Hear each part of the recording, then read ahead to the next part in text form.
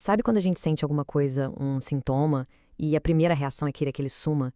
E se a gente pensasse diferente? E se esse sintoma não fosse só um problema, mas uma mensagem, uma história que o nosso corpo ou até a nossa vida está tentando contar? É exatamente nisso que a gente vai mergulhar hoje. Vamos tentar decodificar essas mensagens e descobrir as histórias que estão escondidas por trás delas. Pois é, a pergunta "por que eu me sinto assim?" é uma coisa que todo mundo se faz uma hora ou outra, né? Diante de uma ansiedade, de uma dor que não passa, a gente costuma procurar a resposta no aqui e agora, na biologia. Mas o ponto de partida da nossa exploração de hoje é uma virada de chave. E se a resposta não estiver só no indivíduo? E se estiver na sua história? Uma história que, olha, pode ir muito além de uma vida só. Ok, vamos começar fundo nisso. A primeira camada para entender essa linguagem toda é o nosso próprio corpo. A ideia da psicossomática, que não é nova, tem raízes lá em pensadores antigos como Hipócrates, já nos convida a mudar totalmente a nossa perspectiva.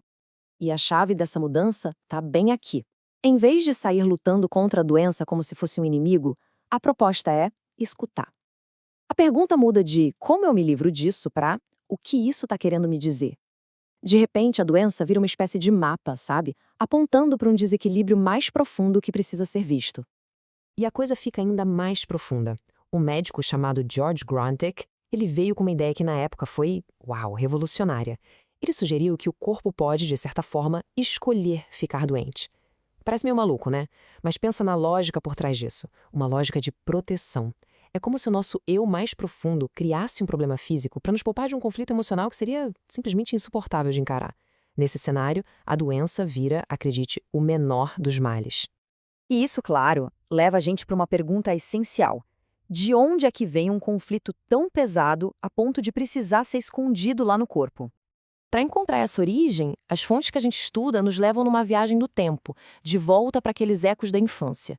É lá, na história da nossa criança interior, que muitos desses conflitos se formam, e é onde a voz que o corpo adulto expressa hoje começou a ser calada. Então, o mecanismo é mais ou menos assim. Pensa numa criança que vive uma situação que ela não consegue processar.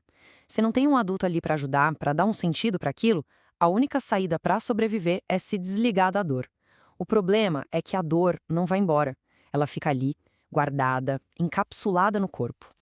Isso nos traz uma imagem muito forte. O corpo do adulto vira o palco onde aquela criança interior, anos e anos depois, finalmente consegue encenar a sua história que nunca foi contada. Uma dor crônica, um padrão de autossabotagem, tudo isso pode ser a expressão tardia de um pedido de ajuda que lá atrás ninguém ouviu. Mas claro, a vida segue, né? E por cima dessas feridas de infância, todo mundo constrói alguma coisa, uma estrutura para conseguir lidar com o mundo. Mas o que é essa estrutura, afinal?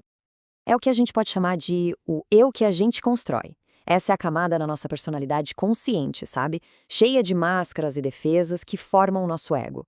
A virtologia, por exemplo, descreve isso como um tipo de software psicológico que a gente instala para poder funcionar na vida. O conceito de persona, que o Jung popularizou, define muito bem essa construção. Não é quem a gente é na essência, mas sim a versão que a gente apresenta para o mundo para ser aceito e se sentir seguro. É basicamente uma armadura, projetada para proteger nossas partes mais vulneráveis. E essa armadura, claro, vem com suas armas de defesa, tipo a racionalização, que é a arte de criar desculpas superlógicas para sentimentos que a gente não quer admitir. Ou a formação reativa, que é agir de forma exageradamente oposta ao que se sente de verdade. E também o medo profundo da mudança, que faz a gente preferir um sofrimento que já é familiar a uma felicidade desconhecida.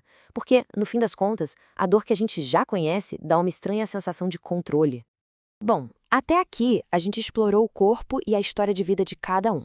Mas a análise que estamos fazendo nos convida a ir ainda mais fundo, para um território que vai além da nossa própria vida. Vamos agora para a camada que talvez seja a mais profunda de todas, o legado invisível da nossa família. O trabalho de Bert Hellinger, em especial, abriu uma janela imensa para a gente entender como somos influenciados por um sistema familiar carregando ecos de gerações que a gente nem chegou a conhecer. E o que a gente herda vai muito além da genética, viu? A própria ciência da epigenética hoje já mostra que as marcas de um trauma podem ser passadas entre gerações. E do ponto de vista sistêmico, isso também inclui os destinos difíceis, as histórias de quem foi excluído, esquecido ou teve um fim trágico. Essas histórias que não foram resolvidas continuam vibrando no campo da família. É aqui que surge um conceito-chave, o emaranhamento sistêmico. E o que é isso? Bom, É um processo que acontece totalmente no inconsciente. É como se, por uma lealdade invisível, uma lealdade cega, quase um amor de criança, alguém na família assumisse para si o destino, a culpa ou o sofrimento de um ancestral. É um deixa que eu levo isso por você que a pessoa nem sabe que está dizendo. E qual o resultado? Muitas vezes é uma vida cheia de dificuldades, de tropeços, sem que se encontre uma causa óbvia na própria história de vida da pessoa. Essa citação do Hellinger é pesada, mas ilustra o tamanho do peso que esses emaranhamentos podem ter. Quando um trauma gigantesco, como um crime, acontece e é silenciado, um descendente pode acabar carregando inconscientemente a energia tanto do agressor quanto da vítima. O conflito interno se torna tão extremo que pode se manifestar como um colapso psíquico. Certo. Então, a gente passou pelo corpo, pela infância, pelo ego e foi parar lá nos ancestrais. É uma teia bem complexa, né? A pergunta que não quer calar é: como é que se encontra a integridade no meio disso tudo? Existe um caminho para resolver essa bagunça? A resposta que surge dessas diferentes abordagens não é sobre lutar ou consertar alguma coisa, mas sim sobre integrar. O caminho para a inteireza, para se sentir completo, passa por reconectar todos esses fios, que, em algum momento, foram separados.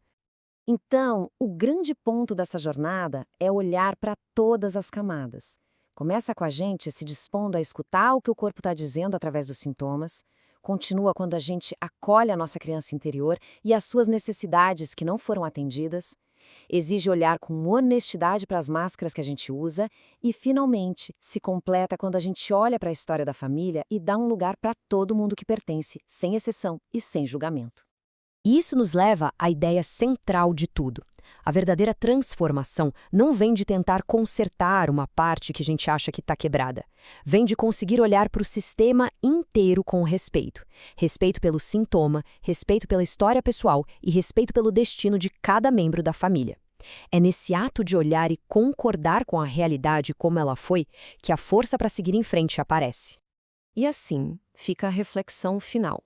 Nesses padrões que se repetem na vida, nos sintomas que insistem em aparecer no corpo, naquelas emoções que parecem vir de um lugar totalmente desconhecido, qual será a história oculta que, através de tudo isso, está pedindo, implorando para finalmente ser vista?